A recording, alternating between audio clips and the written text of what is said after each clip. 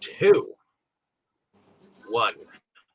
Hello, ladies and gentlemen, and welcome back to another exciting film journey here on Delusions of Grandeur. I am one of your hosts, but today we are going on with Takayama and uh, our good friend Moosling and myself, Mr. D, as we are going to be talking about a film that is not well known, not entirely well known unless you are actually a J horror fan of the franchise that our good friend Ryuji will tell us all about. Hello everyone. So, yeah, this time, among other things, I changed my nickname.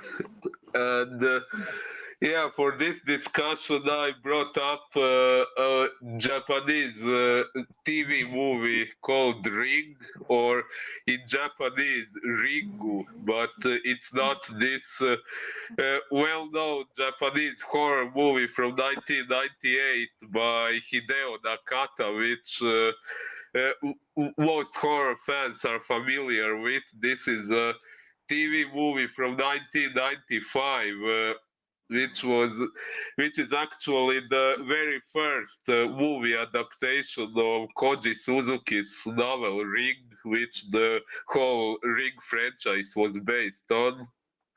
But yeah, this movie, like I said, is not very well known. It was very much put in the shadows by Hideo Nakata's movie, which came out 3 years after this one. Um, what was I going to say? Yeah, after Hideo Nakata's movie was made, and nowadays when we say Ringu, we all think of Hideo Nakata's movie. So this one was eventually retitled Ringu Kanzenban, which in English would mean Ring the Complete Edition, because this version follows the storyline of the novel much more closely than Hideo Nakata's version, which Hideo Nakata took a lot of liberties in his version. Well, this movie did too, but not as much as Nakata's one. So, yeah, this version of Ring was directed by Chisui Takigawa, written by Joji Iida, Taizo Soshigaya, and Koji Suzuki. He's also credited as a writer, but yeah, he is actually the writer of the novel the whole thing was based on. And it may also be worth mentioning that Joji Iida, who is credited as one of the writers of this movie, he is also the director of the movie Spiral, or Rasen in Japanese, from 1998, which is a sequel to Nakata's Ringu, and based on Koji Suzuki's novel Spiral, which is and the movie Spiral, or Rasen, is based on Koji Suzuki's novel Ring, which is his sequel to his novel Ring. I'm sorry if this is difficult to follow. I was a huge nerd for the Ring franchise back in 2012 and 2013, so yeah, this is me playing a Ring professor a bit. Uh, but yeah, this movie stars Katsunori Takahashi as Kazuyuki Asakawa, Ayane Miura as Sadako Yamamura, Yoshio Harada as Ryuji Takayama, uh, and who else can we mention? Mai Tachihara as Shizuka Asakawa, and Waka Hamada as Mai Takano. So, before we get into the plot, is this the first time you guys watched this movie, and what were your first impressions? Let's go with ladies first. Tabby. Yes, it was my first time watching it, and well, it was definitely interesting. I mean, I liked the reporter, his not giving up. You know, he started like right from the get go, realizing that something just wasn't right, and he just kept at it and at it and at it. You know, and then when he involved the other guy, the two of them, and it was um, and I really liked that part about it. It was like basically a murder mystery in wrapped up in it. You know, because Oh of how yeah. they had to do all this basically detective work, you know, to figure this all out. And that's that.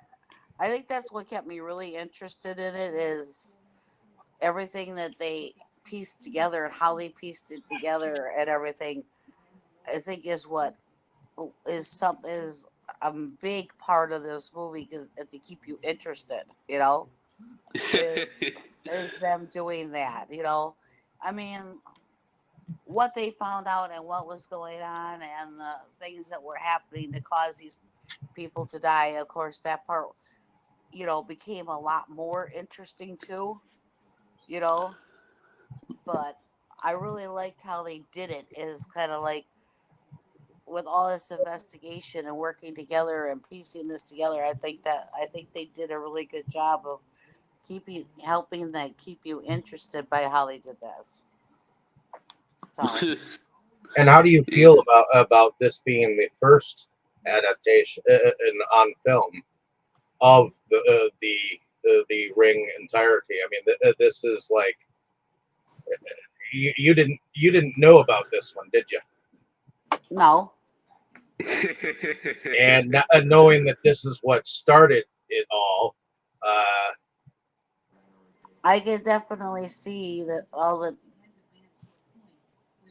that this was maybe that this was the basis, you know, and because of how different you know, it has become, you know, but Oh yeah. you could definitely tell it's the basis of it, you know. So yeah. yeah, I enjoyed it. I mean, I don't really like doing subtitle stuff that much, but it wasn't too bad. Oh, If it wasn't for that, it was very. I found it very interesting. You know, then maybe I wouldn't have enjoyed it that much because of the subtitles, but it was very interesting, so I didn't mind the subtitles that much. oh. Well, I'm glad to hear that because I only like subtitles if it's a Godzilla movie.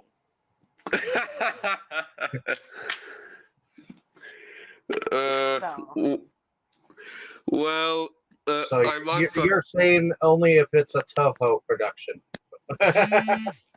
I guess so, if that's the way you want to put it. Well, I must admit, after this movie, I kind of wanted to do several more Japanese movies when it's my turn. But if you dislike subtitles so much, I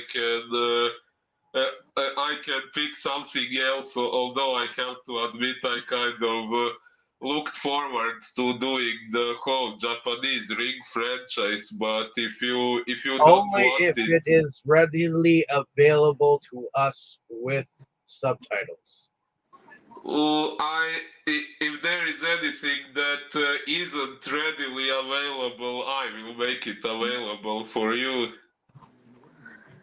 I can deal with it, I guess. Just you know, you should be able to pick what you want. So Well, in that case, thank you. If you are allowing me to do it, I won't object much. Although I wanted to be considerate and not torture you with subtitles if you generally don't like it. I'll deal with it. That's okay. Well, yeah. I've got a few subtitle films up my alley to torture you with Ryuji. Oh, well, okay. I can deal with it. Just um, the biggest thing that I can't deal with is Japanese anime with subtitles. Oh, That's where I no, gotta. uh, we don't have anime as far as I know. There has been no anime in the Ring franchise so far. Good, because David knows that that's the one that is Well, spent. if we ever decide to do Japanese anime, you can always bow out of it. As far as do have my fair share of Japanese anime movies that I wouldn't mind testing out with you. But And if they're subtitled on top of it, no, I don't like it. hey, I've got some the, Russian films that I wouldn't mind testing out with you that are subtitled too. So Yeah. in- interesting. All And right, I let's. thought and I thought alrighty. I was bad. Well, I guess it's my turn. No, Yes. I have not actually seen this movie before. Um, it halfway entertained me with the murder mystery type thing going on. Although I do think that all the things that happened to the other people was displayed more horrifically in the Ring from 1998. Um, I'm not exactly sure how I feel about there being not really a Sadako supernatural element at all until they actually uh, bring her up from the well. You know, Oh, you mean like in Nakata's version, you occasionally get some supernatural phenomena happening to people who watched the tape, but in this version, not that much. Is that what you're trying to say? correct. You just know that something has happened to them, and there's not even like I mean throughout the whole thing. I mean, supposedly everyone has had a heart attack, or something like that. You know, um, and I guess the interesting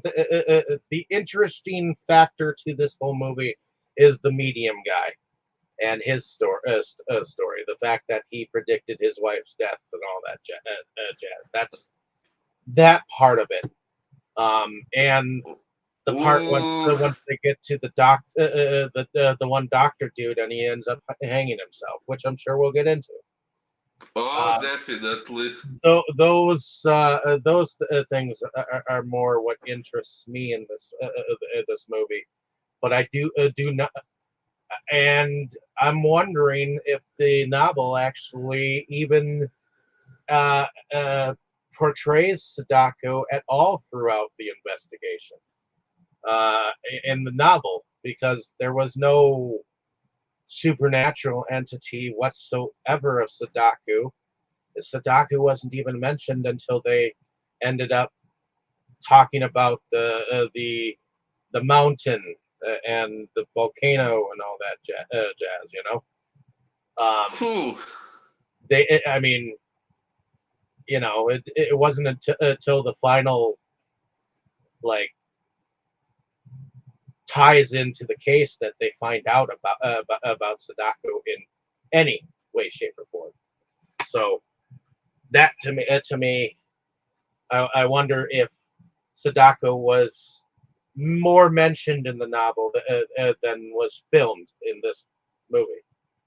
The emptiness of Sadako. I mean, ultimately, it ended up being the spirit of Sadako, anyways, right? In this version, yes. In the novel, it's a bit different, but I will get into that. But I guess I was entertained to a certain point, but I was disappointed. Oh,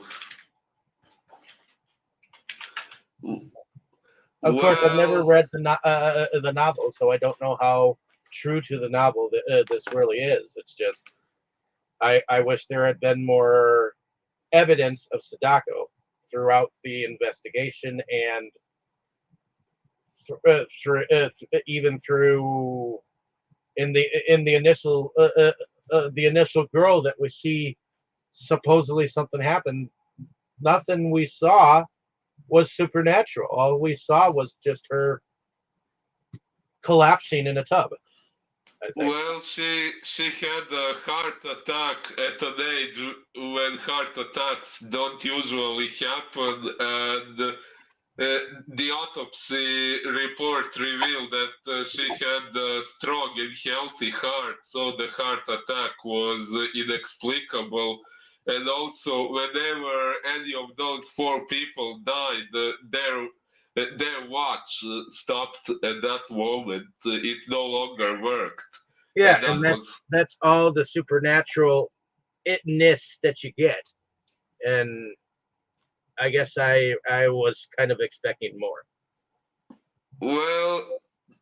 There is actually one supernatural element you get in this version and in the novel that you don't get in the 1998 version or the American remake.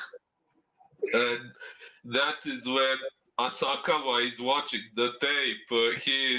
He's not just watching it, he experiences these hallucinations. So things that he sees on tape, he hallucinates them happening in his very surroundings. Oh, Like and it when tells him. It also tells him that he's going to die.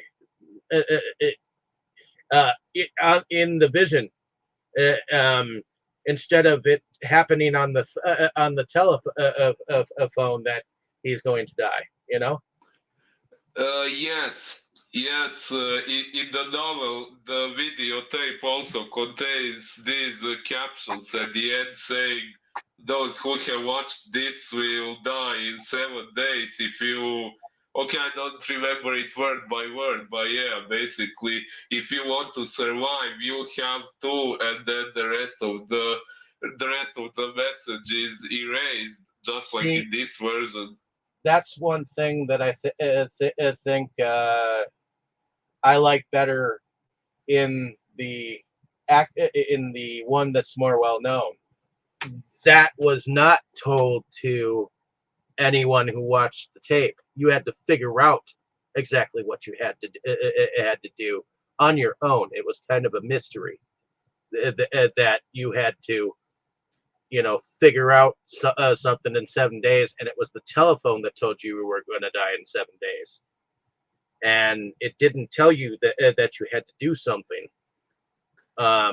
You were just expected to figure that out on your own. That Ooh. okay, you've seen these images. Now, what do they mean? And it didn't tell you what it meant in the 1998 version. So Well, Well, it didn't in tell the you what it 90, meant on this one either. They had it to did. figure it out.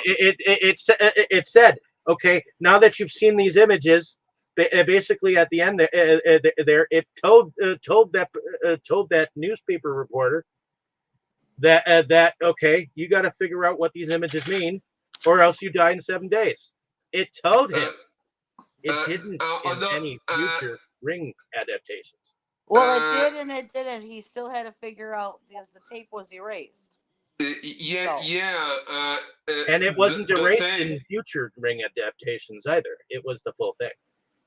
the tape originally contained the whole message. It was supposed to say, if you want to survive, you have to copy this tape and show it to someone else. But these four people who watched it and who ended up dying, they thought it was some kind of joke, and they erased the part that said you have Which to never copy the happened in tape. future Ring adaptations, which is what I'm Yeah, saying.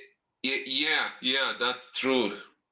Uh, However, speaking of the phone call, in the American version, you get this demonic voice, which we know who it is, saying 7 days.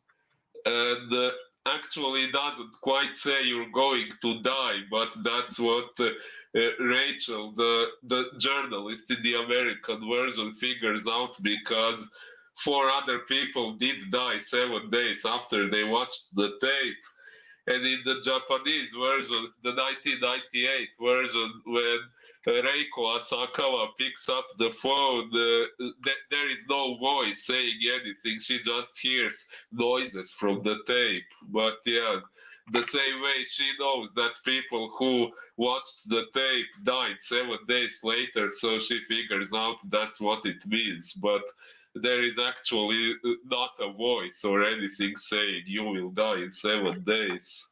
I thought that there was in the 1998 version too, where she picks up the phone and hears a somewhat dyslexic sounding voice telling her, "In 7 days you will die."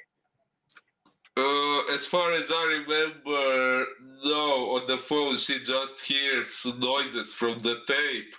And on the tape itself, there is some weird message in Japanese, which is translated to something like a frolic in brine, goblins be thine. And then they have to figure out what it means. And it means something like, if you play in water, monsters will come and get you, which something like that is included in this version too.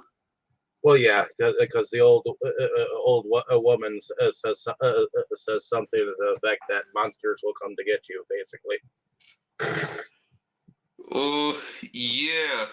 And in the novel, there is also an old woman on the tape. I'm not sure if it's the same one who says this or another one, but there is also an old woman saying something like, "You will give birth." So, an old woman who was supposedly some psychic or something like that said to Sadako that she would give birth, which was supposedly impossible because Sadako had this testicular feminization syndrome, which, as we figure out from this movie, it means she was a hermaphrodite. She had both female and male genitals. See, you And men are all the same. yeah. Uh, so, because of her specific anatomy, she was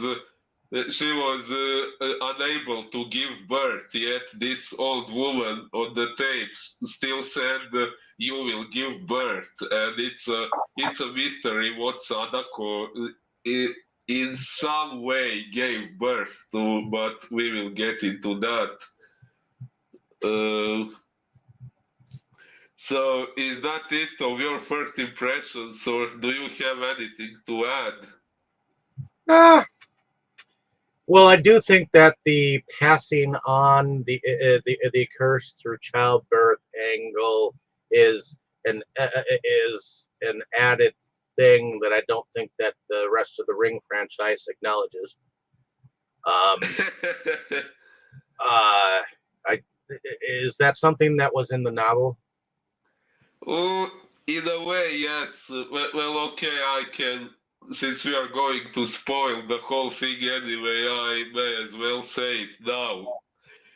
In the novel, Sadako's tape actually doesn't, although it does seem throughout the first novel that it's some form of a curse, but eventually it turns out that it's a virus that people receive when they watch the tape, and it's the virus that kills them 7 days later.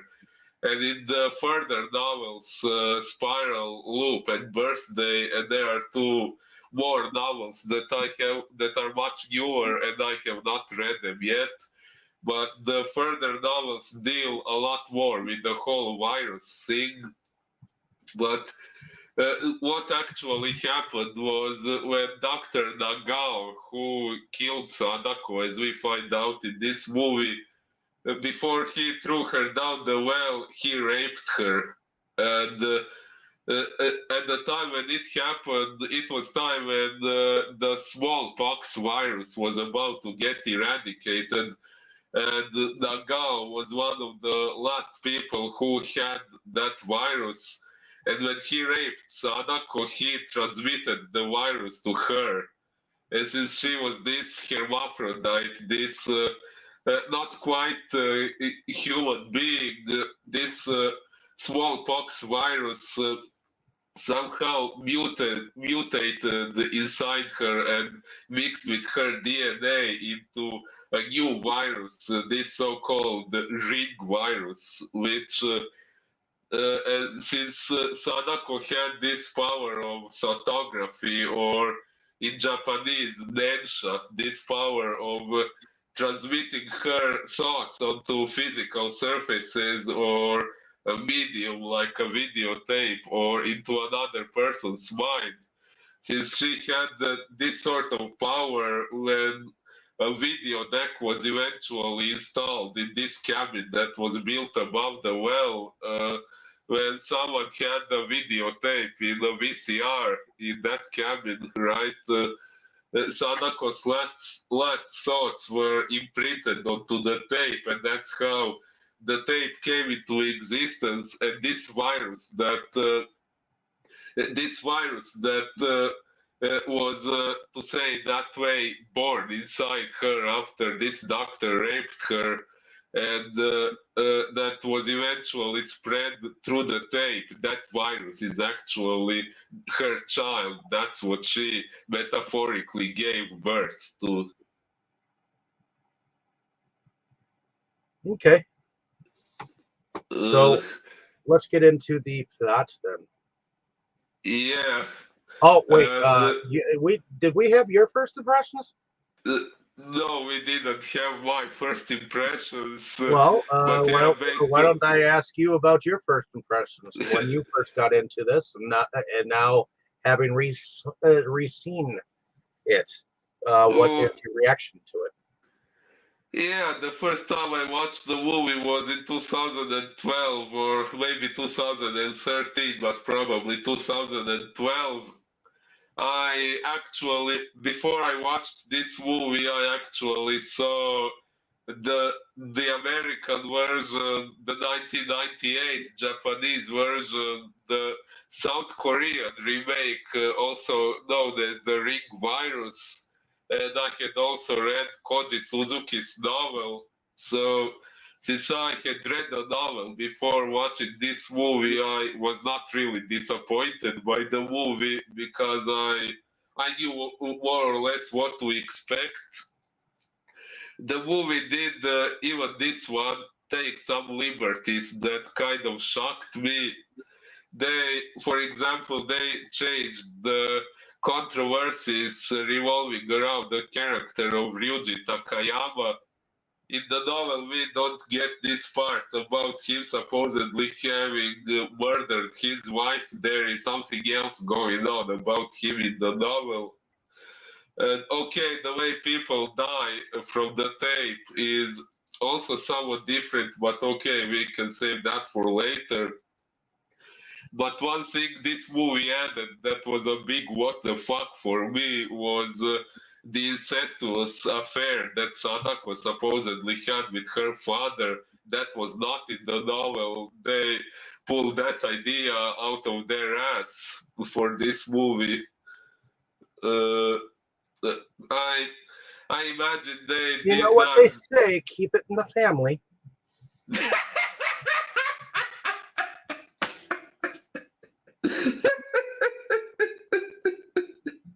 Yeah, I guess.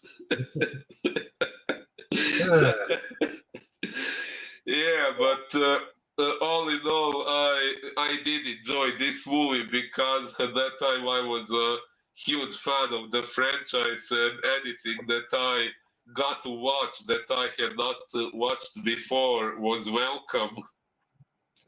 Okay, the only version I didn't really enjoy was this South Korean remake, The Ring Virus. Of course, I watched that one too, but I personally found that one disappointing. But okay, that one is not the topic now. Uh, yeah, I found it really interesting to see an adaptation of the novel that was much closer to the novel than any other version, a version that actually has a male protagonist and a videotape that's much closer to the one we get in the novel. And also a very different version of Sadako manifesting herself. You were probably surprised to see her not come out of TV, but show herself in another way, which I also found very interesting. But then again, I expected her not to appear out of TV because that's not what happens in the novel either. Uh, so So yeah, you really in the novel do not get any like supernatural crap of Sadako until they actually like find out what really happens to her. Now, was there a hermaphrodite thing in the novel? yes, yes, it was, and there was a lot of emphasis on those hallucinations that Asakawa experiences while watching the tape. Like what I especially remember is when this baby appears on screen on the tape. Asakawa suddenly has a hallucination of that baby being in his arms, and it was quite a shocking moment in the novel. And there were some other hallucinations that he experienced. So those were some interesting supernatural elements that actually weren't that much expressed in other Well, yeah, adaptations. it seems to suggest that not only does the person have to pass on the curse of someone actually watching the video, but it also seems to suggest that in order to uh, uh, break the curse, someone has to have the child of this demon Sadaku, or not demon, but a child just like Sadaku, or whatnot, transference of sort of a seed. You know, Uh, yeah, you kind of transfer her seed, yeah, by copying the tape and showing it to someone else. But the whole thing with when at the end when we see her put a baby inside my Takano, that's not very well explained in this version. It's very ambiguous, but it can be understood much better if you read the novel. And it's also a reference to the second novel, Spiral, which also came out in 1995, just like this movie. And also, interestingly enough, the novel Spiral makes a reference to this movie, which was also a very interesting detail. okay, Uh, so the film begins actually with the death of a young female student, yes, which is Tomoko Oishi, the which niece of. I believe she has um, more of a character build up in the future uh, rings, if I remember correctly. She has Uh, more of a storyline added in the beginning because in the 1998 version she was there with a friend and there was yes. a supernatural element, kind of like they were home alone and shit happened, you know. Yeah, there were two of them, I and can't help they but were. compare the two. Sorry, what? I can't help but compare the two. Of course, that's logical.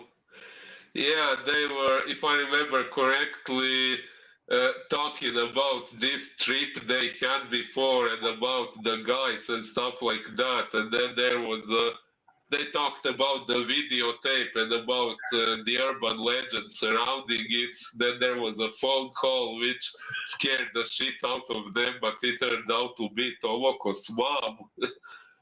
Well, and Uh, I do believe that there was a friend of Tomoko that ended up getting the virus as well, too, in that adaptation.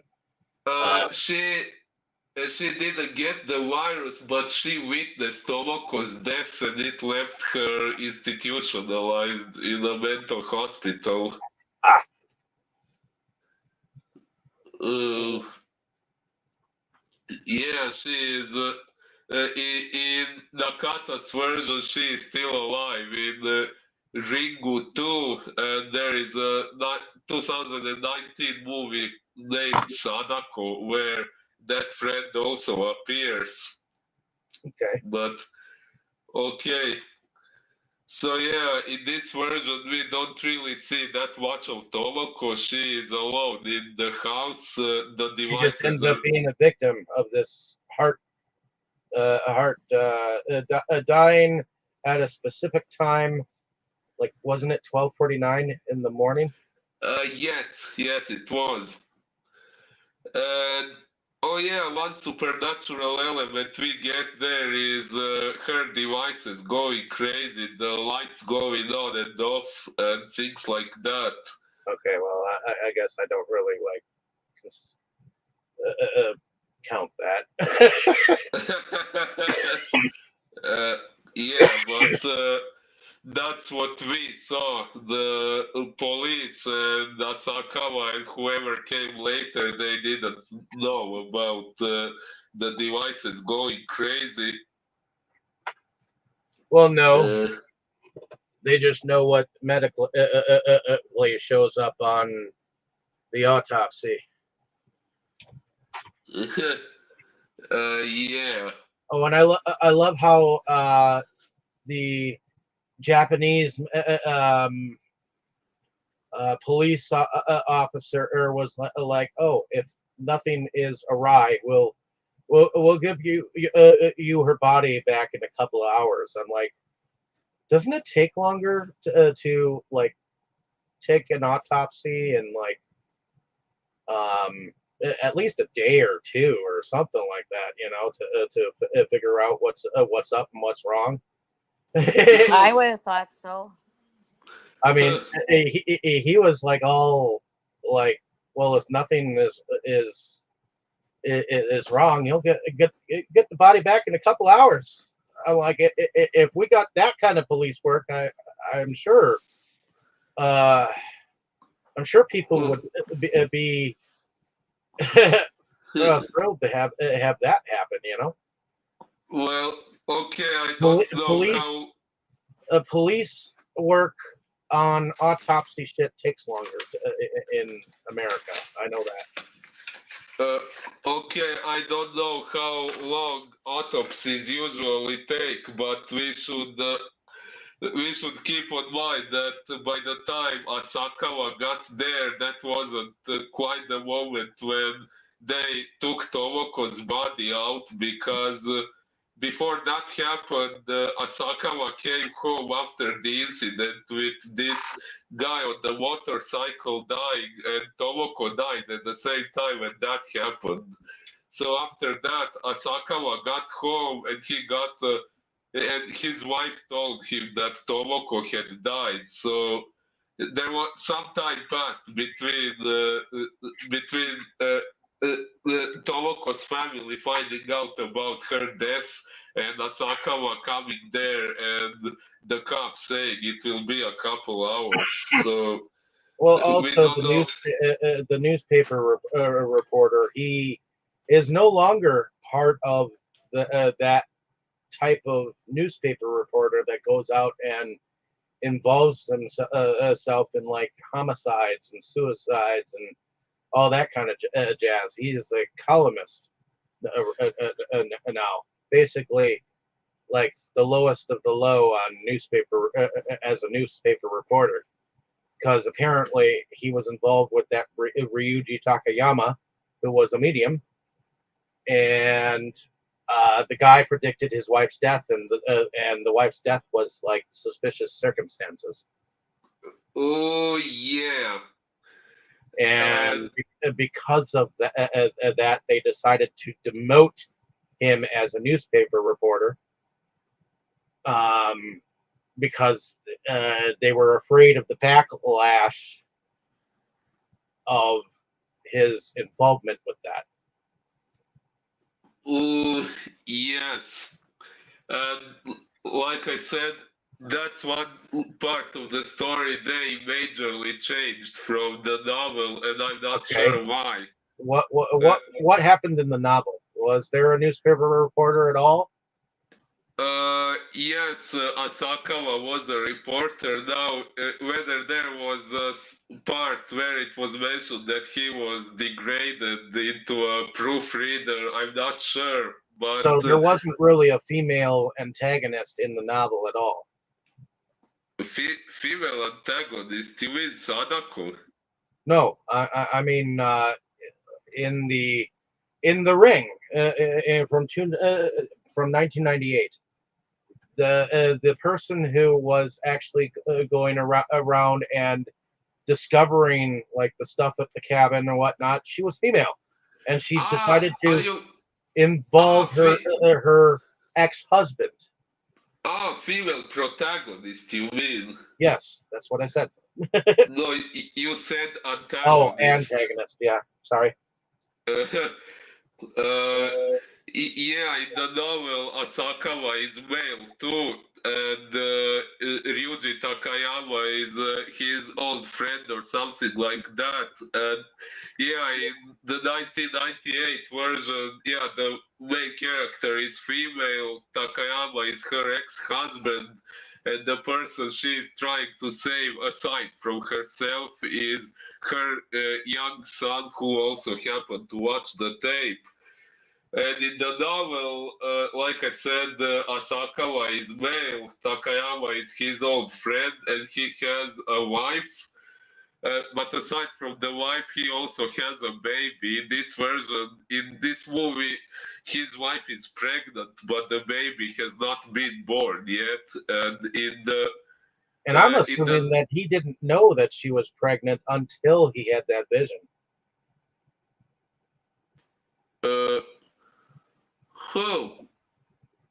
Because if she was pregnant at all, he would have been home a hell of a lot more. Well, maybe. But what I was going to say, in the novel, we don't have this story that Takayama predicted his wife's death and that he was suspected for murder. But there was another thing about him. He tended to brag to Asakawa about having raped some women, and there was that controversy about him, and he also liked to give some crazy quotes to make other people uncomfortable. For example, one quote of his that I found quite memorable was he said, while watching the extinction of human race from the top of a hill, I would dig a hole in the earth and ejaculate into it over and over again. That was in the novel? Yes. And yeah, throughout the first novel, it was he was kind of a morally gray character. Like you kind of think of him as a good guy because he is helping the protagonist, but at the same time, he's kind of a chauvinist pig. Yeah, that's what he appears to be, but in the end, much like in this version, after his death, when Mai Takano is talking to Asakawa, she says that Ryuji was always a good man, that he never even touched her inappropriately, and that all those stories about him having raped someone couldn't possibly be true. And interestingly enough, in the second novel, Spiral, which starts with an autopsy of Ryuji Takayama, the pathologist who is dissecting him, he sees that Ryuji had an extremely small penis, so small that this pathologist wonders if Takayama was even able to have sexual intercourse.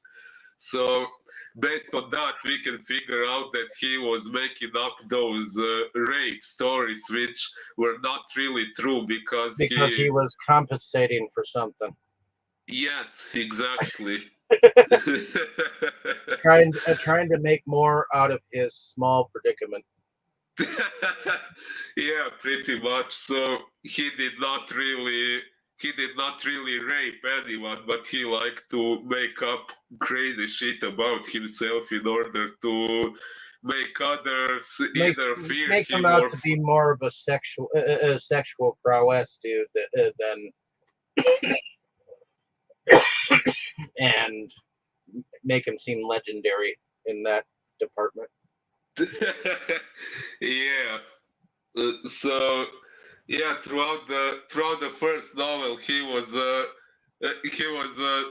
morally suspicious character, but in the end, it turned out that he didn't really do anything wrong aside from being full of shit.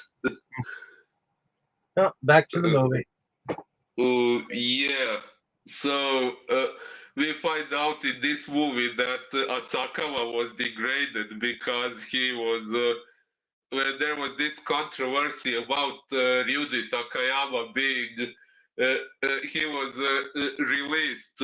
He was declared not guilty for the death of his wife because there was not enough evidence against him. But since he had predicted his wife's death, many people still thought he was guilty, which was why there was this whole controversy that got Asakawa degraded. And one thing I kind of disliked is since we already get this part of the story that's different from the novel, like Takayama's wife died and he was suspected of murder. In the end, it turned out he apparently wasn't the killer, but we didn't find out what actually did happen to his wife and how she died. If she was even murdered, then who murdered her? We don't get any information about that. So that's one thing I found a little disappointing personally, but okay. Uh, so, yeah, this boss of Asakawa, when Asakawa presents him this story, so four young people having died at three different locations at the very same moment under unusual circumstances, like heart attacks for no apparent reason, and yeah, his boss dismisses it as just a coincidence, and he doesn't want that to be covered by their company. Well, And just on the off chance that it could be retracted by the families because they've already probably come to terms and been at peace with the information that their family members have died of this way. You know. indeed, but of course, Asakawa doesn't give up. How would we have the rest of the movie if he did? So he investigates further and gets to this rent-a-car guy known by the surname Nonoyama. Not sure if his first name was mentioned anywhere, but supposedly he was the guy who rented the car to this couple who also died at the same time when Tomoko and the motorcycle driver did. This couple, Takeki Konomi and Yoko Tsuji, who were also at the cabin with Tomoko and Iwata, the motorcycle guy. Uh, so, yeah, this Nonoyama guy tells Asakawa that those 4 people went to that location in Hakone, or what did he say? I'm not good with geography in general, especially not from a foreign country. I'm not exactly Uh, sure what he said either. I wasn't really paying that much attention to that part. yeah, but basically he gave him a location of some vacation resort or something like that where these 4 people went. Yep. Oh, And so he tracks down that cabin or whatever, and figures out what loft. It's more of a loft than a cabin. oh yeah, we could say so. At least at this point, with a semicircular um, couch and a TV with some VHS equipment and basically something on that order. And he ends up going through. Oh, and he finds a notebook left by one of them. Yes, the notebook is first. Uh, and there is a note.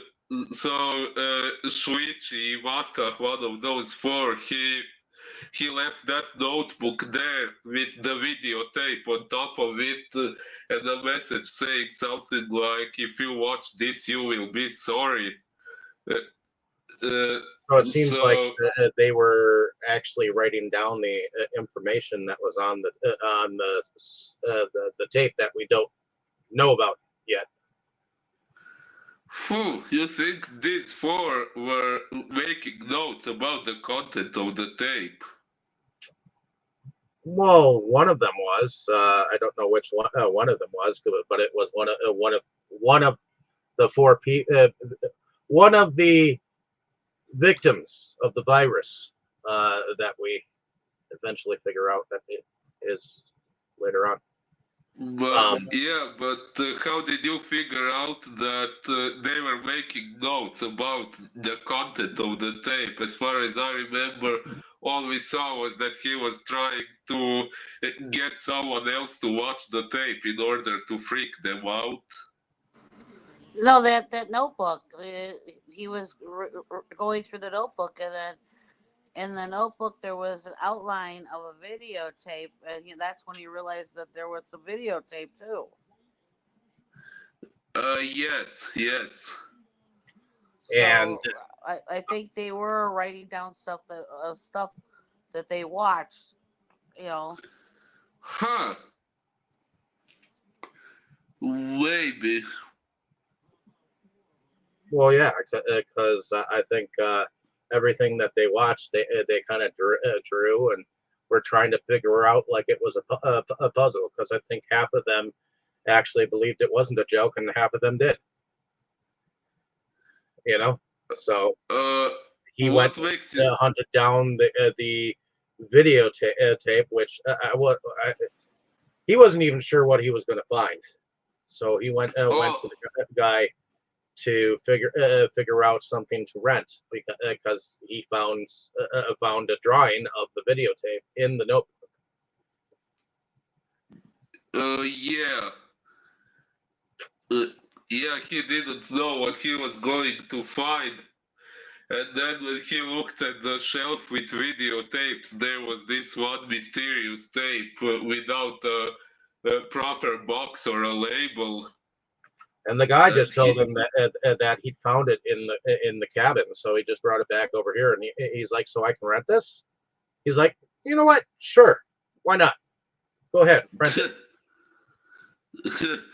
yeah, it's kind of strange that the innkeeper didn't watch it himself. apparently he. Just a little bit. But in any case, he takes it back, and then he watches it, and of course, there's all those images of the old woman. Do you remember exactly what she said?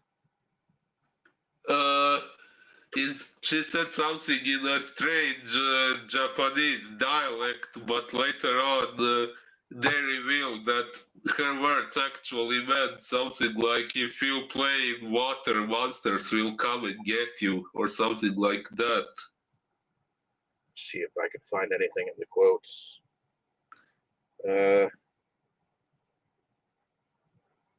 Oh, they don't have any quotes.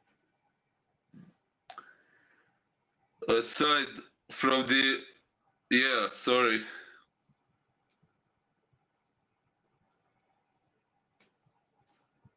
But anyways.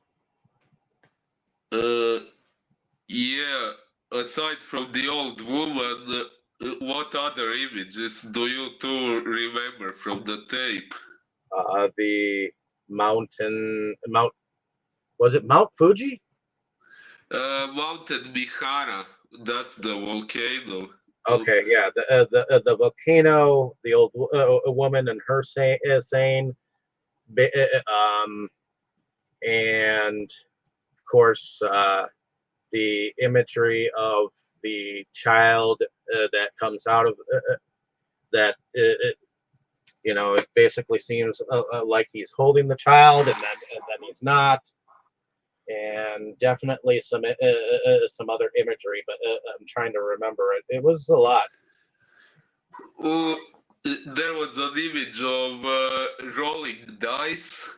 Yeah, rolling dice, which ends up in a demonstration video later on that they kind of watch. Yeah. There is also an image of a crowd shouting at someone in a judgmental manner.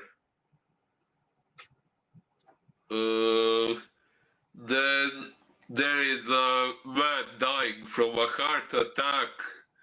A man Actually, there's several men dying of heart attacks. Yeah, two men actually, I think. And Okay, I'm not sure if the second one died of a heart attack. I know we saw his shoulder with a scar on it, which we eventually find out was caused by Sadako biting him. Yeah.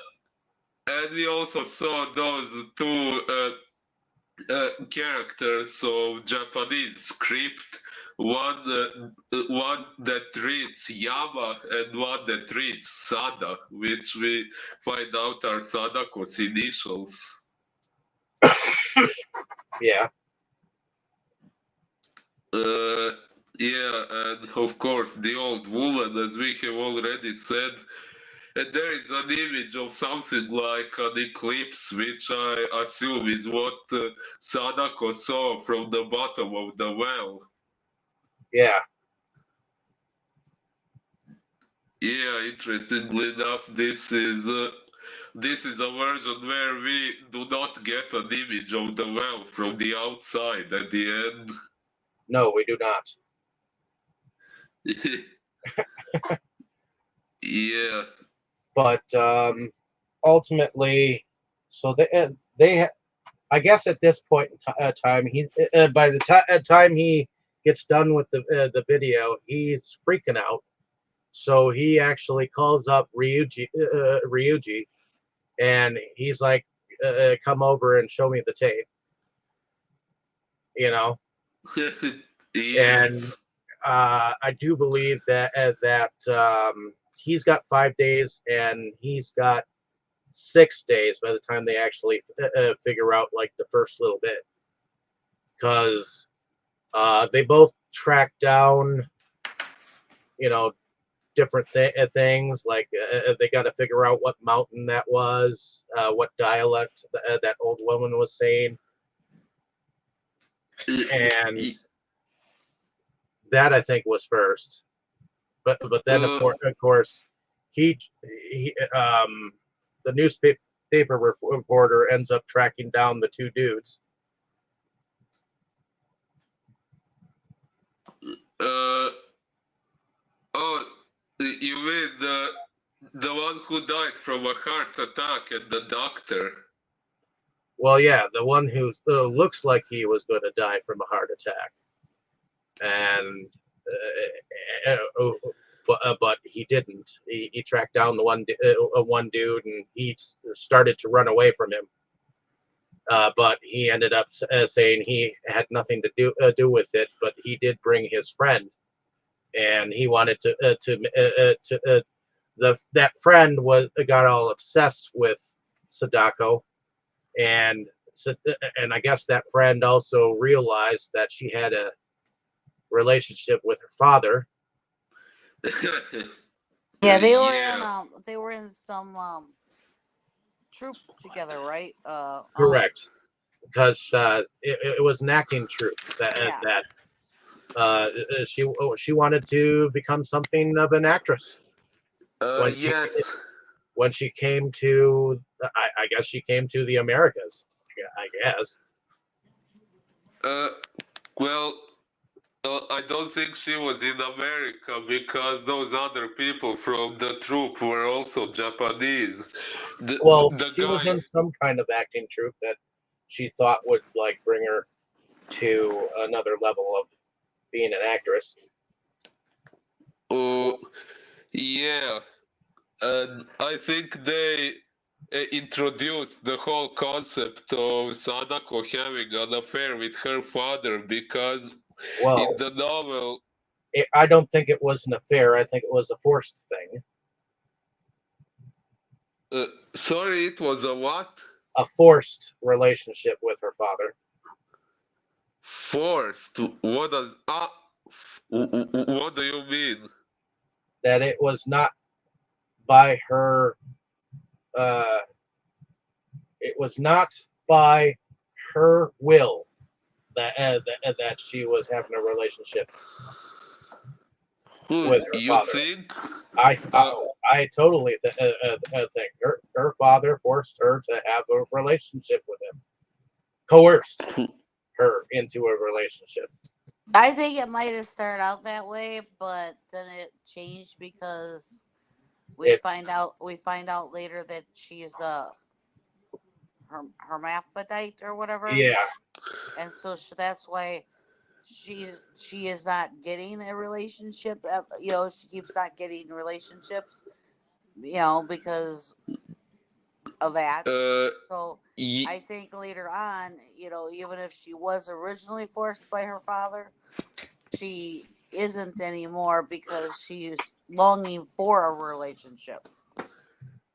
uh, yeah, actually, I don't know what part made you think that her father forced her into it. I didn't pick Okay, that up. let's just put it this way: a father and daughter fucking is not a natural thing. Well, okay, I okay, mean, it that's is not a thing that anyone in any particular situation is going to look at as a proper thing. I mean, y- a father and a daughter should never have any kind of sexual relationship, no matter what. y- yeah, yeah, yeah. Of course, that's true. But as far as as far as I understood the story, I think it was said that she wanted it as much as he did. I don't remember them saying that he forced her. Well, I don't think that any kind of relationship with a family member is a uh, okay. The child wanted it from the get go, you know. So um, I guess in It is. my mind, it's hard for me to be encouraged that she wanted that relationship. Ah. Okay, so maybe Why you would she mean want like that kind of relationship with her father? You know. Oh, you mean like since she was young, maybe he manipulated her into wanting it? Correct. I mean, it's not right. It's not Mm. it's not right that any parent should have any kind of sexual relationship with their child. Well, of course, that's true. Uh, And and anyone who thinks that it is a natural thing and that person probably wanted it is a nut job. well, well, of course, it's not natural. Of course, it's fucked up and unhealthy and all that. But yeah, I just think that based on what we saw in this movie, there was And what no evidence if the that novel represented her in that way? Then that was wrong too. I mean, that no. was No, like I said, that didn't happen in the novel. The whole thing of Sadako having stuff like that with her father, that's only in this movie. That's why I okay. said Then at it's the a big. fucked up idea from this director or the writer or whatnot Yes, behind that aspect of the film. yes, and I think they introduced it because in the novel we get this story of this guy from the acting troupe, Shigemori, who was very interested in Sadako and he ended up dying. But his death is portrayed very vaguely in the novel. It's not very clear how exactly and why he died. So that's explained in more detail in a story that was later written by Koji Suzuki called Lemon Heart, which is contained in his book Birthday. But yeah, in the first novel, we don't really get enough of an insight into how and why Shigemori died. So I guess they introduced the whole subplot of him witnessing her having sex with her father in order to give some answer in the movie Well, to the. he figured since she's having sex with her father, why can't I have sex with her? Uh, Uh, and vice versa. That again, that forcibly rapey type dude, where he just thinks he can just take her just because she's there, and forcibly like force himself upon her. yeah, yeah, that's how they portrayed it in the movie. But like I said, in the novel, it's okay. It's been a while since I read the novel, but it was a lot more confusing and unclear in the novel. And I remember I marked it as one of the things I had to figure out. And I figured it out only after reading the story Lemon Heart. Uh, uh, yeah. And also, one interesting thing we forgot to mention about the content of the tape. Takayama figured out that the images on the tape could be divided into two categories. One is things from the person's memory, like mental images, something they could see with their naked eye that they probably witnessed at some point. And in those images, you get these black frames, which actually represent the blinking of Sadako's eyes. And there are some other images where the blinking doesn't happen, like in these parts where you get these Japanese letters, Yama or Sada, or I don't know what other images. Yeah, the dice rolling in a box or something like that. So those are images that can be imagined, but are not something that Sadako directly saw, and that's how Takayama figured out that the tape was made with this so-called Nensha supernatural power of being able to imprint one's own thoughts onto a medium, like a videotape, or a physical surface or another person's mind. And an interesting thing about that is there was a psychologist long ago in real life by the name of Tomokichi Fukurai, he wrote a book called Toshi Todensha, or in English, Clairvoyance and Photography. Uh, he was experimenting with particular individuals who apparently had the power of either clairvoyance or photography, and he was eventually declared a phony, and his work was dismissed as bullshit. But his book can still be found. I actually own a copy of it. So that psychologist claimed that people with those powers actually existed in real life, and one of the persons he was experimenting with was a person named Chizuko Mifune, who was supposedly clairvoyant, and the character of Shizuko Yamamura, Sadako's mother, was heavily based on that person. If you read Fukurai's book and Suzuki's novel Ring, you would actually notice a lot of similarities, including the name Chizuko Mifune Shizuko Yamamura. That's not a coincidence. So, the character of Heihachiro Ikuma, Sadako's father, was heavily based on Tomokichi Fukurai himself. Except for the incestuous thing that, like I said, doesn't happen in the novel at all. And except I actually like the actor who played him in the 1998 Ring better than this one, to be honest. Ooh, the actor who played Heihachiro Ikuma. Yeah, a guy who played Sadako's grandfather. Wait, grandfather? You mean the guy that Asakawa and Takayama visit? Yeah, on the island or whatever. Actually, that's not her grandfather. I think I that's assumed it was. he was the, if I remember correctly, the cousin of Sadako's mother. Okay. Yeah, he is older because a lot of time has passed since Sadako's death. Okay. Uh,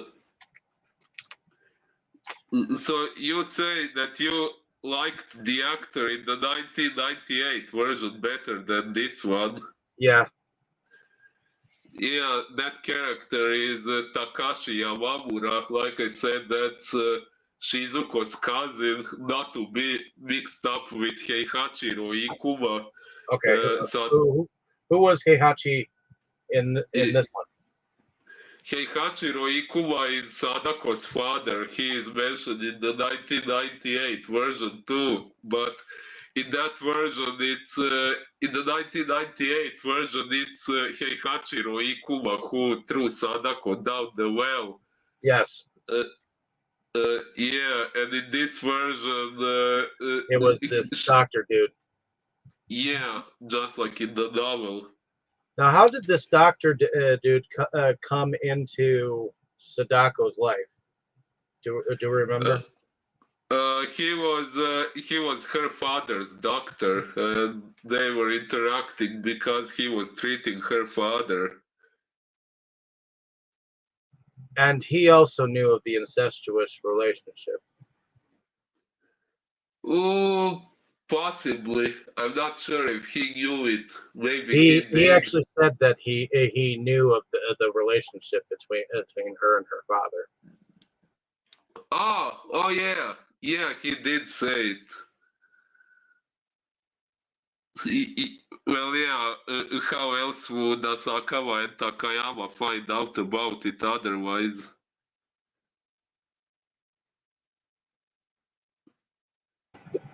And it did really look like Sadako actually enjoyed his company on those runs or walks that he took her on.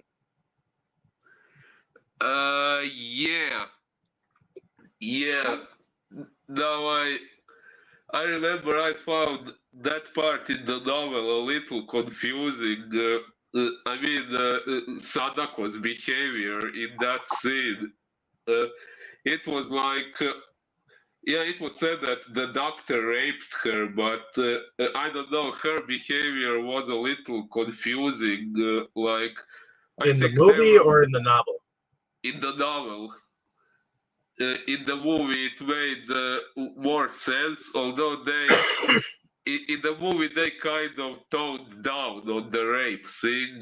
Like there was this one moment in the movie when the doctor was ripping her clothes and it looked like he was going to rape her, Well, but yeah. then it He instead he went down on her and realized he was feeling something else in his mouth. yeah. So as far as we could gather in this version, Sadako was trying to resist him not because she didn't like him, but because she was afraid of his reaction to her testicles.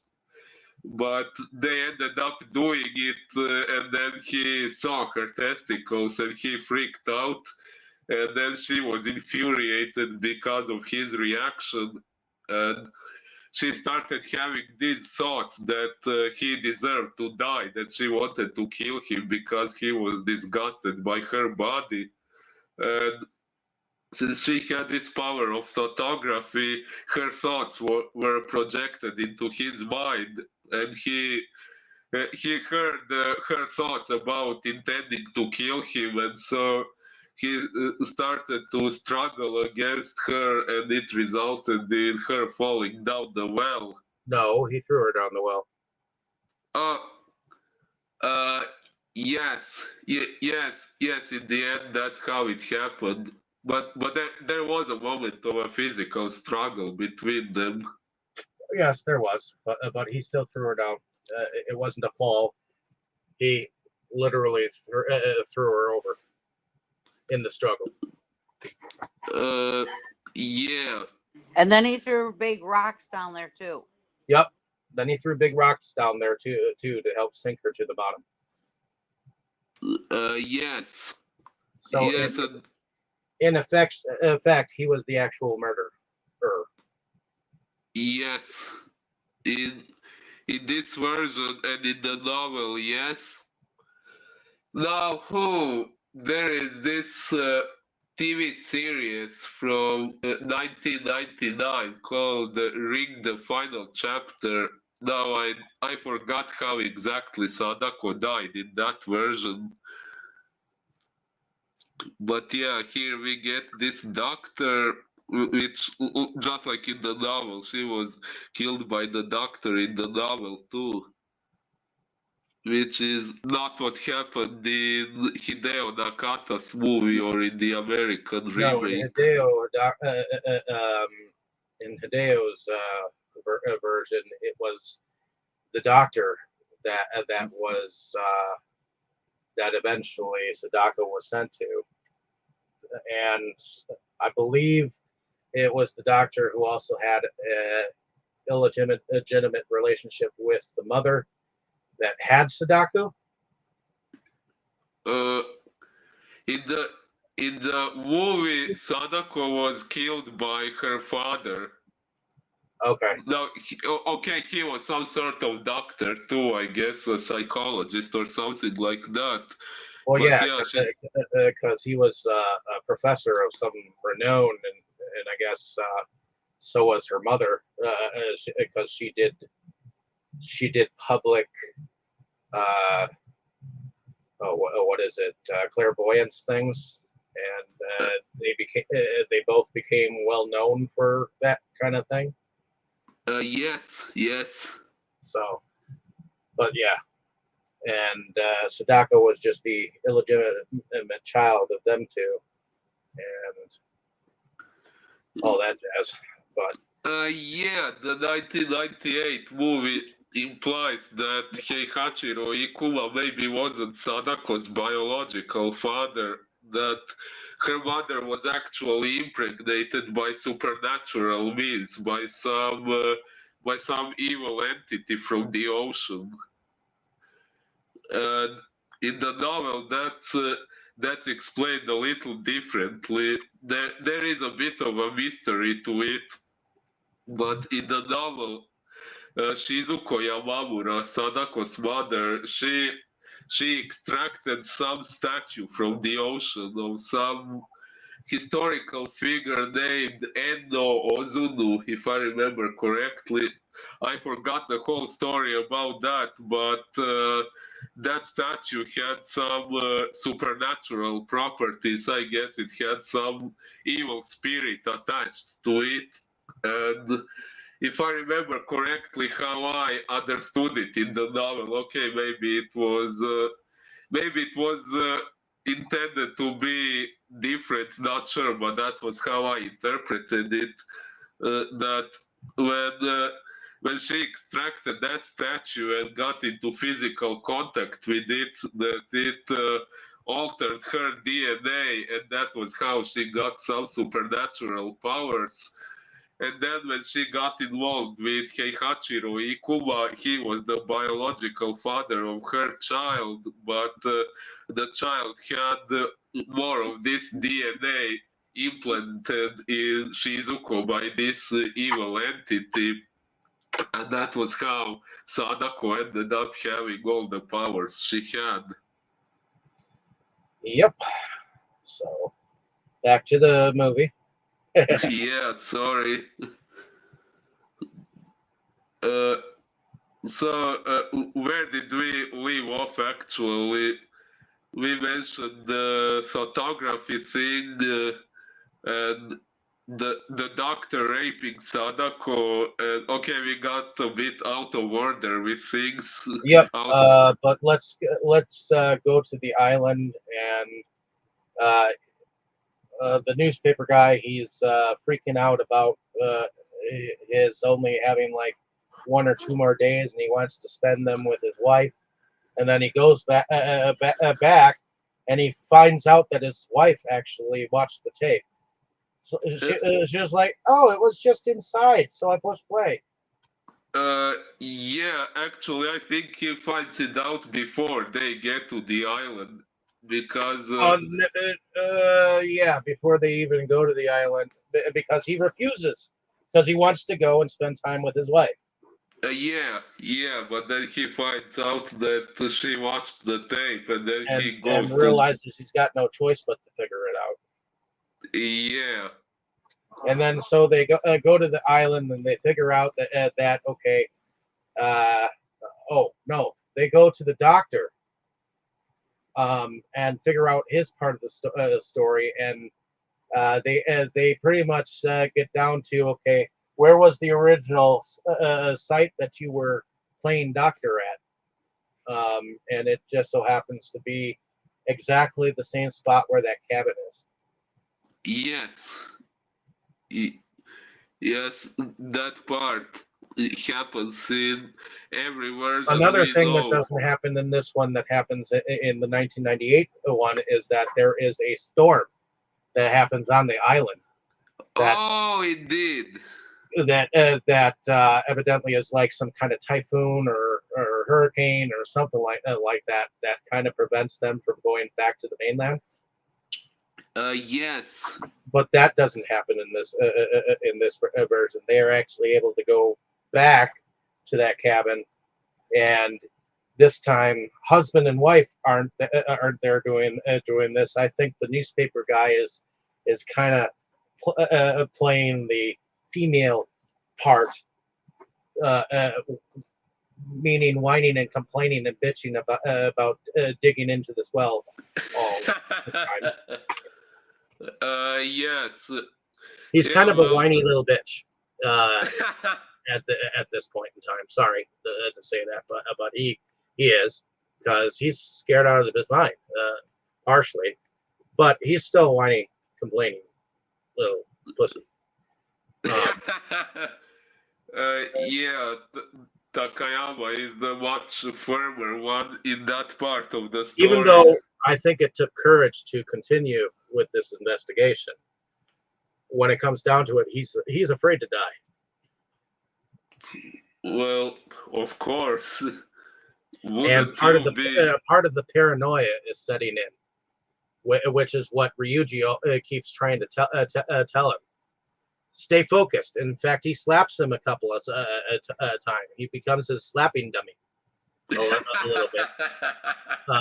He's like, Yeah. focus. We need to continue with this.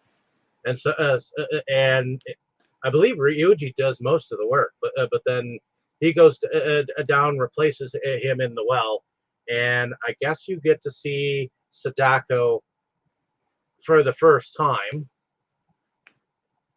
Really, for the first well, you see her nude in the doctor explaining part. Yeah, and in the flashback about the guy from the acting troupe dying.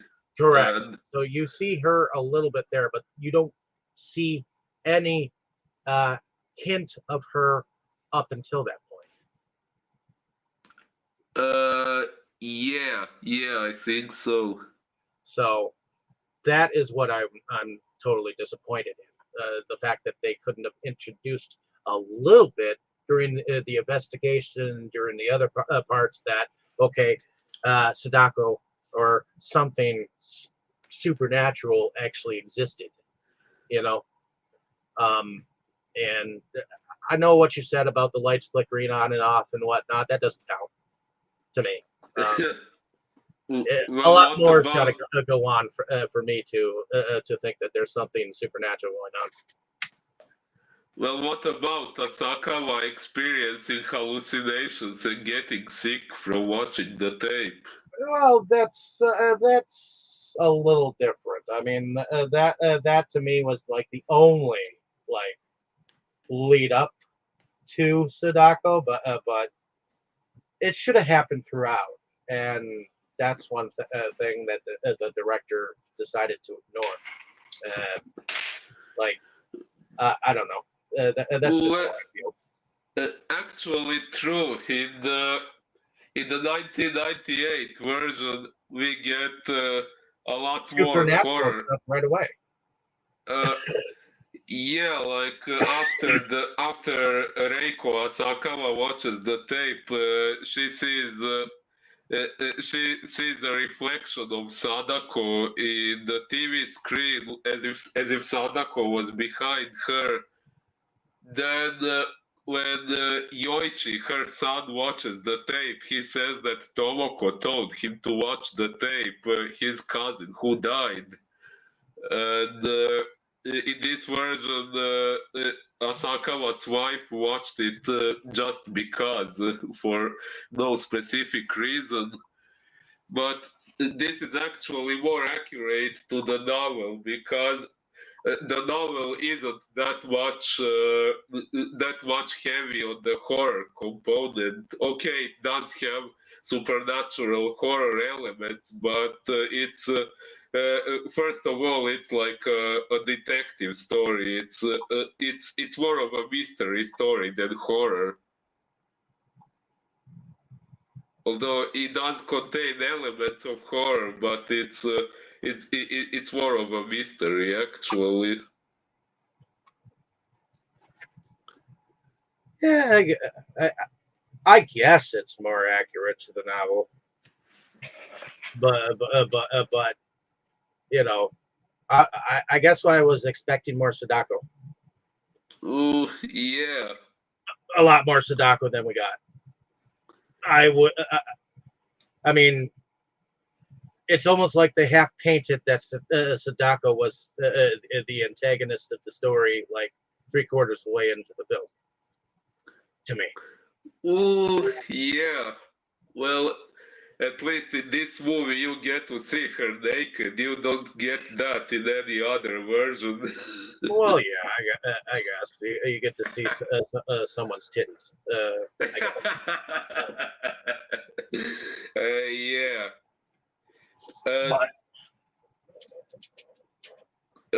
Yeah, where did we leave off? Oh yeah, Um, they get to the well. Asakawa goes down the well, replaces Takayama there, and he finds Sadako's bones. And in that moment, when well, I wouldn't say bones. I would say a skull. uh, That's it. I yeah, didn't see any bones.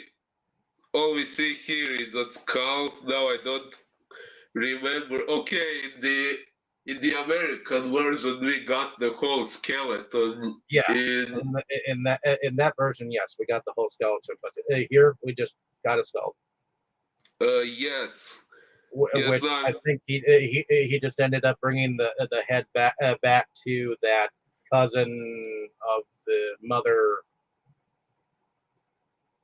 yes. And then that's pretty much it.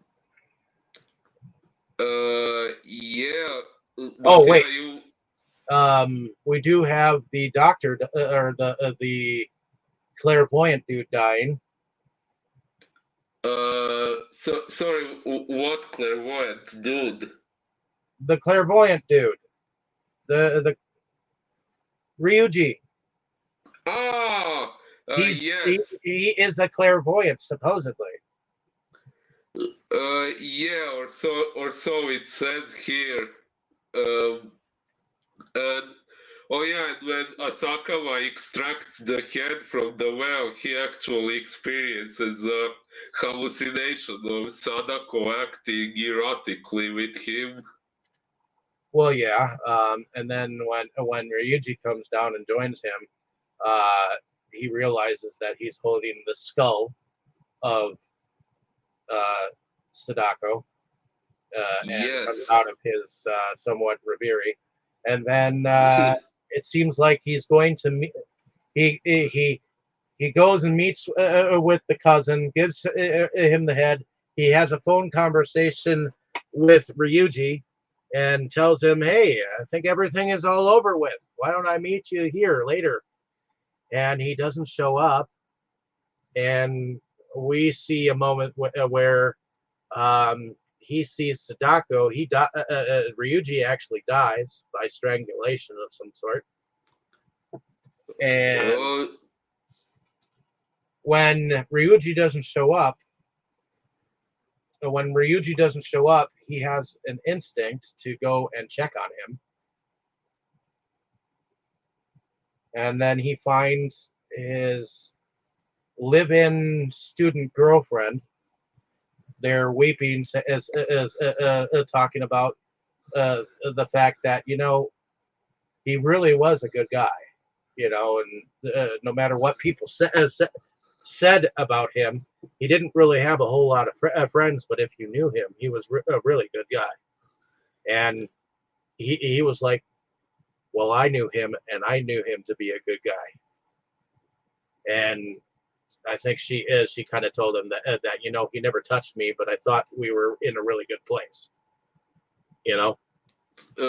yes. So, and then in the newspaper's dude's mind, I always keep forgetting his name. Uh, Kazuyuki Asakawa. Asakawa. Asakawa. Well, then in his mind, well, what did I do right that he did wrong in his mind? And then he had a flashback that oh, okay, I let her well, it's not that he let her. His wife actually saw the film, so he thinks that all you got to do is just pass copy the tape. Oh, that's right. He remembered. He copied the tape himself. Yes, he had to both copy the tape and show it to someone else. Correct. He actually, So technically, he recruited two people.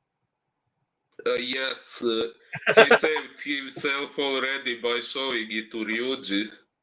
Well, yeah, but his wife ended up watching the copy that he had at home. Yeah, the wife was we could say collateral damage. Okay, not because she wasn't, because she was supposedly saved in the end, but Well, yeah, because he knew what needed to be done. He was able to go back probably and tell his wife, hey, you got to make a copy of this and have someone else be a victim.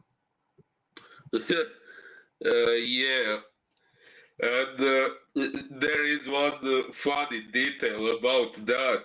In the novel, we actually find out who he had, who he gave this new copy to. So in the novel, he had to make two copies because his wife and the child both saw the tape. So he had to make two copies, and he gave it to his wife's parents to watch. That's right, and that we saw happen at the end of the 1998 version, but we don't see that in this Yes. version. We don't see that in Yeah, this version. exactly. So, Uh, yes, although in the 1998 version, Reiko Asakawa shows it to her own father because to save her son to buy some time, because then when she shows it to her father, she gets another week to figure out someone else to pass it on to. yep. So, alrighty. So I think we are at the end of this this movie. So why don't we go to Tammy and see what she thought of production Yeah, overall? Tabby has been a little quiet. I thought the production was pretty decent. Like I said at the very beginning, I like how it was almost more like a mystery than there were some horror elements to it, but I like the more of the mystery and the solving the mystery part, to it. Do you agree with me that there should have been more Sadako throughout? That would have been nice, but I thought it was pretty decent. Otherwise, Okay. Uh, well, it's actually interesting to point out that, like I said, it's not even okay. Sadako does exist, but she is not the one who kills people. It's the virus. But in the novel, you can, when Takayama dies, and we get to see how a victim actually dies from the tape. You can, in a book, you can describe what a character experiences with all five senses, and in a movie, you can actually portray only what the character sees and what they hear. You cannot portray, I don't know, smells. Okay, to an extent you can portray pain, but not quite as clearly as, not quite as vividly as you can in a book. So in the book, I forgot all the details of how Takayama dies, but he actually doesn't see Sadako naked. I don't know, he experiences some pain. I don't know, maybe his vision blurring out. I don't know, dizziness or something like that. But the final moment that kills him, the equivalent of Sadako showing a monstrous eye in the 1998 version. In the novel, it's a moment of Ryuji seeing a hallucination of his own face, looking much older and heavily distorted. And that's what freaks him out and kills him, which is a symptom of the virus, actually. But yeah, in the movie, you cannot really portray a virus as the main villain so easily. So they needed a more visible villain, and that was why they didn't put so much emphasis on the virus, but more emphasis on Sadako and made her the main villain. Oh, they Which, didn't make her the main. They didn't make her the main villain until like halfway through. So yeah, that is my disappointment in the film. I I wish that I wish she wouldn't have remained that much of a mystery in this particular one, which is why I think I like the Ringu from 1998 better. Yeah. I do appreciate the nudity of Sadako in here. That is a rare occurrence. As far as the production went, I didn't mind the clairvoyant Ryuji and his backstory, and some of the backstory of the doctor dude and that flashback and whatnot. And I didn't mind the moment when Akasa, whatever his name is, Asakawa. It's hard to say his name. Sorry. Sakawa, when he had his visions while he was watching the tape, that was kind of cool. And then when he had to back think about, okay, what did he do different? I didn't mind the camera work that was done with that. Because you get another image of Sadako there. Yeah, I guess so. In any case, yeah, the production wasn't bad. I mean, it could have been worse. I've seen worse. In fact, I think we saw worse in the first Tomei. Oh yes. Unfortunately, that one, I don't know. I don't know. I guess I'd like to check out the others, just for the sake of seeing where it goes or whatnot. But that first one was just rough. True. Unfortunately, true. I expected more from it. Well, maybe maybe the series progresses over time,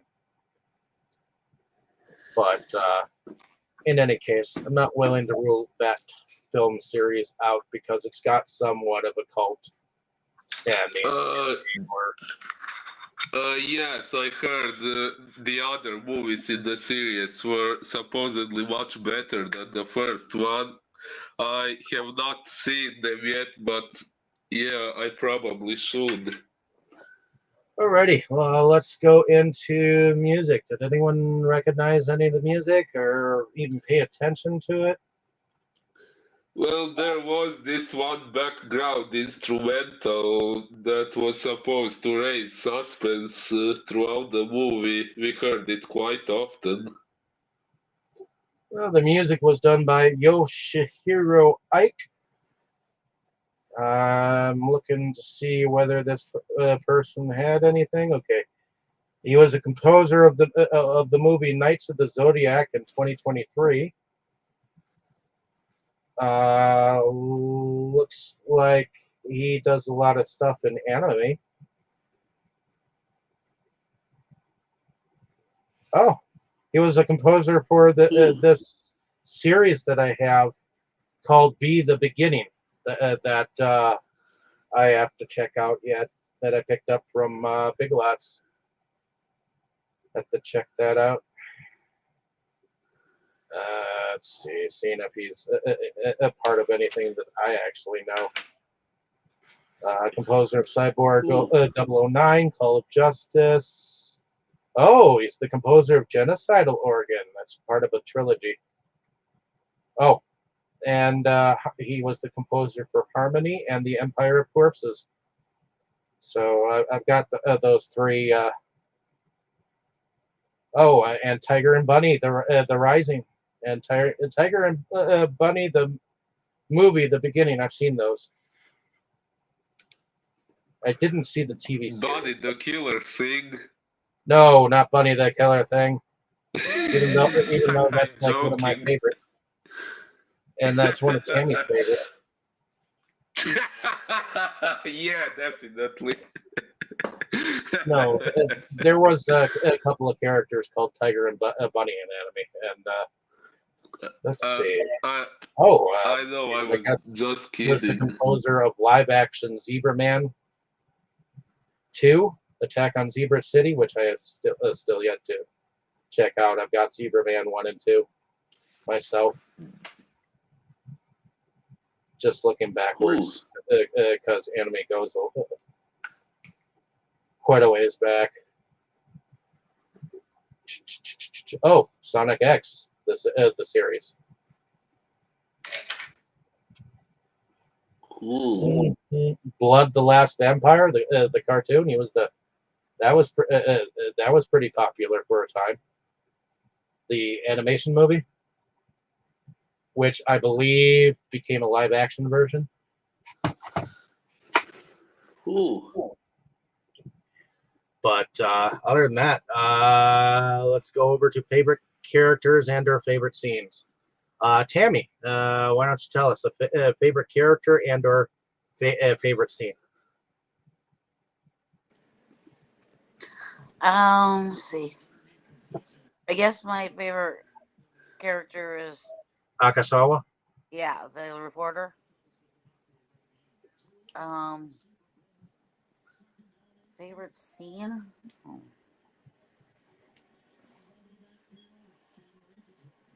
Um, I guess when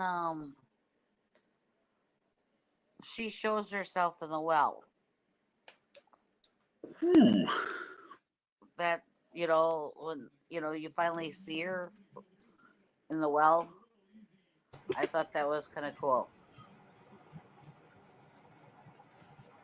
When you finally see her in the she also shows up in that messed up supposed rape scene with the doctor. Did you like seeing her there? No, I like to see in the well because that was the mystical part of it. Okay. What about Okay, you? most What people. about you, Ryuji? Even though you're dead. Well, my nickname kind of reveals who my favorite character was. Yeah. And I Okay. predict that your In this movie, character we will don't die. really get to. You predicted it. Yeah, I predict that your character will die But, in 7 days. well, yeah. You probably predict. Oh, oh. Well, yeah. Took you a moment. Well, we don't really in this movie. We don't really. Sorry, what? I said took you a moment. What did you say? I said took you a moment to Yeah. figure that out. It. Yes. Well, in this movie, we maybe don't see all the coolness of Ryuji that we get in the novel, but yeah, in the novels, I really like his character a lot. And even though he does die at the end of the first novel, it's not really the end of his character, which we will see next time when it's my turn when I'm picking Spiral. Uh, but yeah, he is my favorite character because he actually bears a lot of resemblance to me when it comes to personality.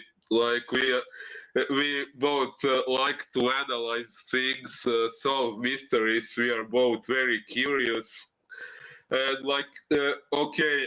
In the novel, he was making up those stories about raping women. I have not made up stories about myself doing that, but I I sometimes like to troll people online, post or say things in comments to cause public outrage just because I find people's reactions funny, which is kind of like what Ryuji said in the novel, about what he would do if he was watching the extinction of the human race.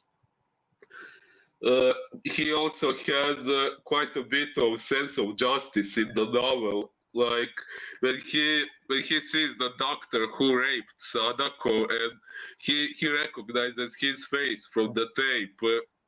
His reaction is actually much more aggressive than we get in this movie. Like in the novel, he actually pushes the doctor against the wall and says, "Now confess, what did you do to Sadako Yamamura?"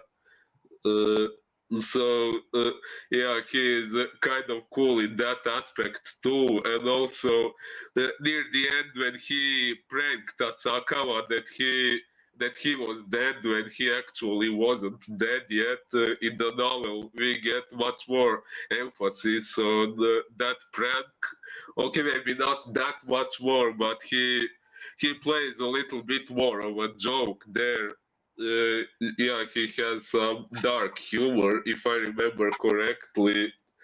So yeah, he shares quite several personality traits with me, which is why I really like his character.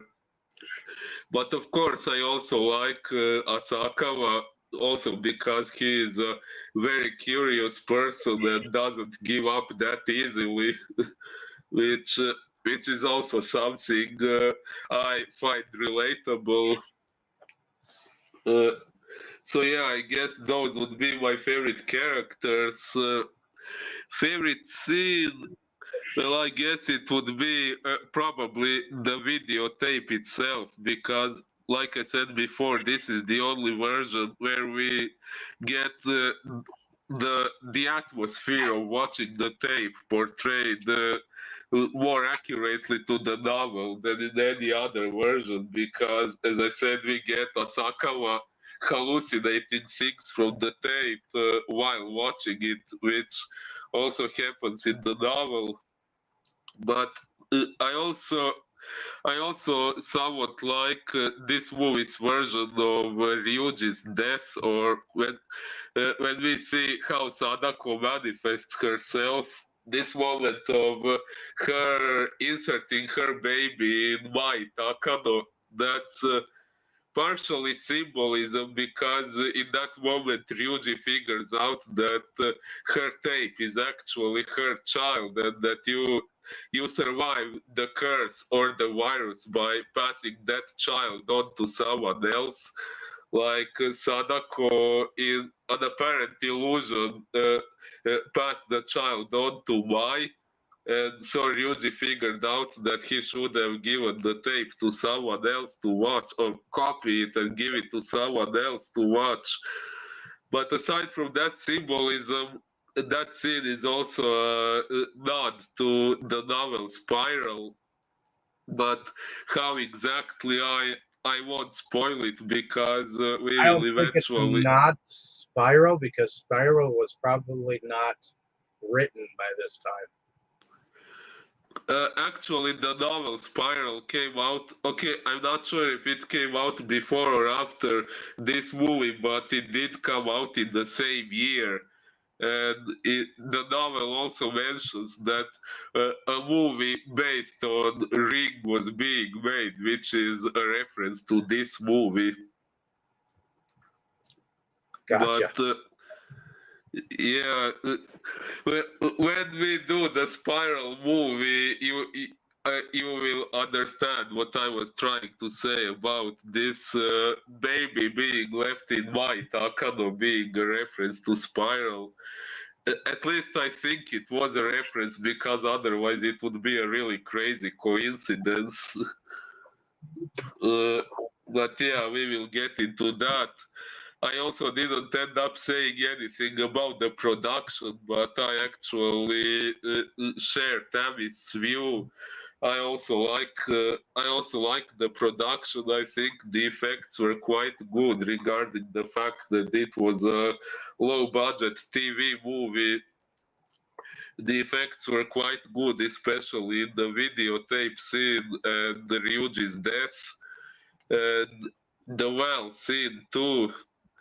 Uh, I also find it interesting how, in other versions of this movie, the well is circular, and the shape of the well is what the title, the ring, actually stands for. And in this version, the well is rectangular. So that we don't get that meaning of the title here at all.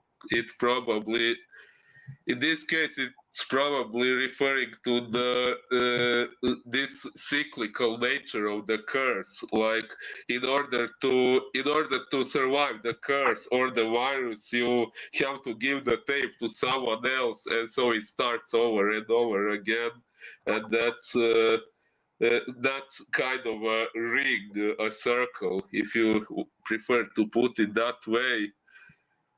And yeah, in the novels, it's also a reference to the virus itself, because the virus itself, when you look at it under the microscope, it's also shaped like a ring.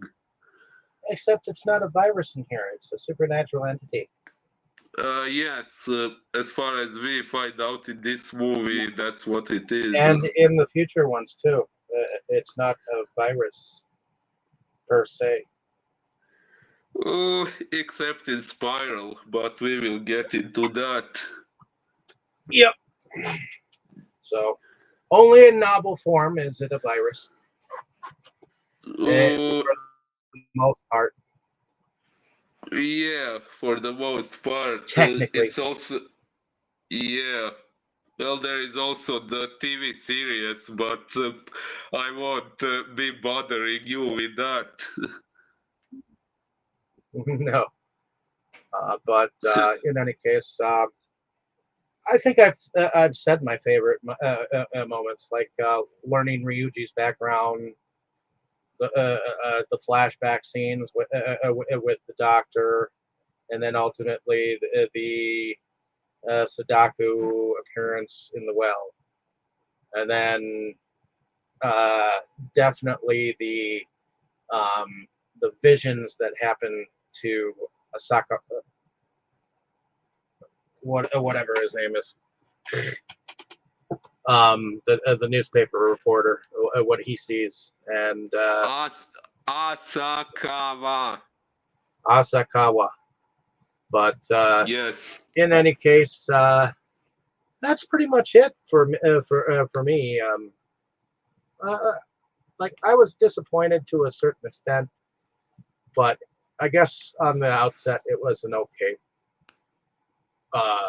first installment.